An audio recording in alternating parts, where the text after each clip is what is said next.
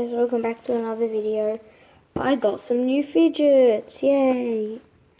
First one I'm going to be showing you is this puppet.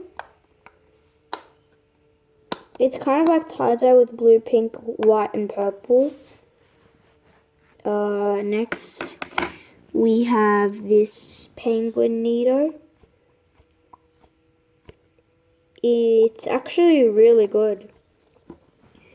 I also have these globals. They're a bit less sticky than before, but that's okay. I have this puzzle ball. And I know I showed you this last time, but it popped, so my mum put a balloon in it, and now it looks like it's brains. And last but not least, this stretchy pig with the sand stuff in it. Wow, that was a short video. Bye!